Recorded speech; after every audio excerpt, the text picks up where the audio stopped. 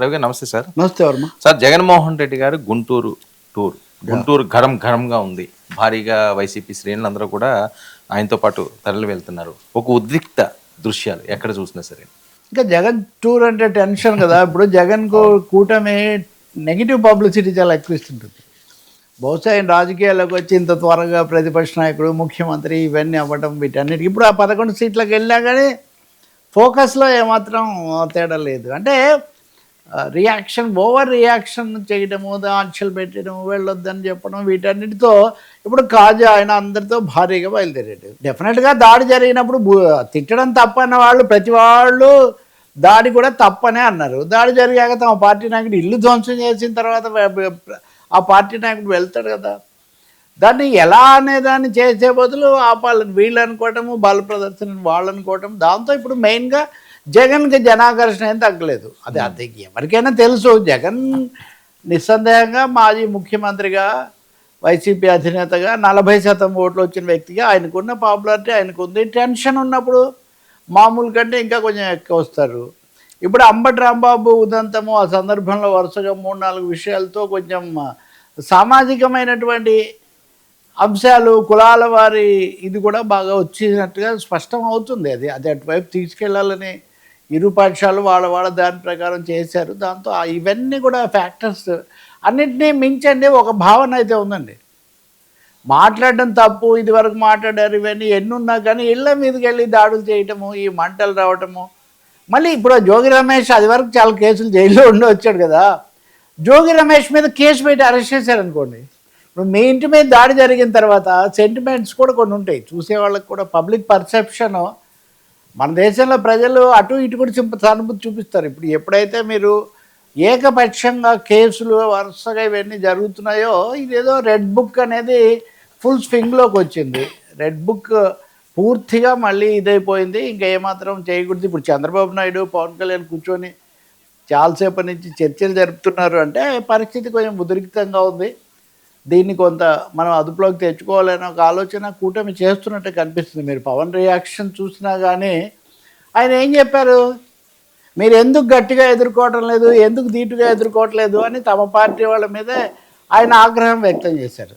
ఆయన ఆగ్రహం వ్యక్తం చేసిన తర్వాత ఆయన పార్టీ తరఫున మాట్లాడే రజనీ అనే అడ్వకేట్ ఆమె ఈ అంశం మీదే బయటకు వెళ్ళిపోయారు.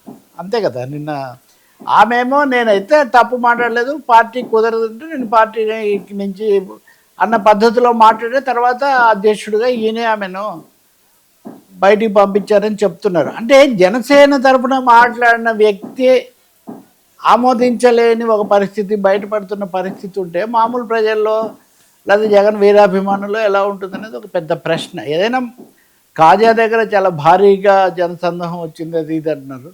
మనం కోరుకోవాల్సింది ఒకటే అండి, ఈ ఏమనాలి, ఎద్దులు పోట్లాడుకుంటే లేగదుడులు కాళ్ళు ఇరిగాయని ఈ పాలక పార్టీలు వాటి రాజకీయాలతో ఘర్షణ పడితే శాంతి భద్రతలు దెబ్బతింటాం, ప్రజలు అనవసరమైనటువంటి ఇబ్బందులకు గురి కావడం జరగకుండా మనం చూడాల్సి ఉంటుంది.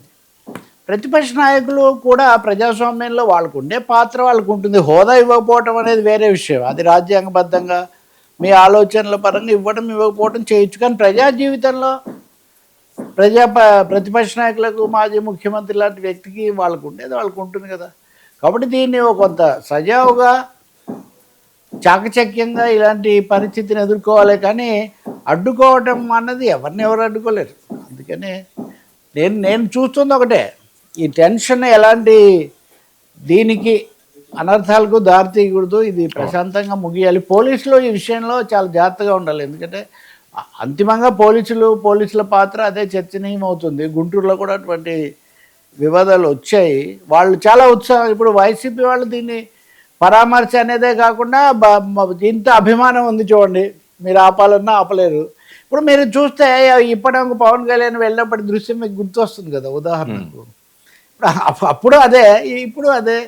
కాబట్టి పాలకపక్షాలు, ప్రతిపక్షాలు మారుతుంటాయి కానీ ప్రజాస్వామ్యం శాశ్వతంగా ఉంటుంది. అంబటి రాంబాబు ఇంటి మీద జరిగిన దానికి ఖచ్చితంగా దానికి ఒక ప్రతిచర్యనండి, లేకపోతే పరామర్శనండి, అండగా ఉండటం అని చెప్పటం వెళ్ళటం అది జరుగుతుంది. ఇప్పుడు ఇంకొకటి, ఆ దాడిలో బాగా ప్రత్యక్షంగా కనపడిన ఆ శాసనసభ్యురాలు గల్లా మాధవి గారు కదా, ఆమెను పోలీసులు పర్వాలేదు లేని వదిలేశారు అని కూడా ఒక పెద్ద ఇది నడుస్తుంది. ఆవిడ మీద కూడా ఎఫ్ఐఆర్ ఏదో ఫైల్ అయిందని. ఎఫ్ఐఆర్ పెట్టారు కానీ తక్షణమే ఏదో వదిలేశారు. అది పెద్ద ఏమీ లేదు, ముందుగానే కితాబ్ ఇచ్చేశారని వీళ్ళు అంటున్నారు. కేసులు పెట్టుండొచ్చు కానీ ఒకటేరా సమస్య అది కాదు, తీవ్రత. ఓకే, ఆ తీవ్రత లేదు. ఏదైనా టెన్షన్స్ అనేవి నేను అనుకోవటం వైసీపీ వాళ్ళు కూడా సంయమనం పాటించాల్సి ఉంటుంది, పరామర్శకు ఇది అవ్వటం. ప్రభుత్వం మరీ ముఖ్యంగా ఏదో ఆపడము, అడ్డుకోవటము, తేల్చేసుకోవటము అన్నదైతే అమితుమి తేల్చుకోవటం అన్నదాకా అది వెళ్లకుండా ఉండటం చాలా మంచిది. ప్రశాంతంగా ముగియడానికి దోహదం చేస్తే.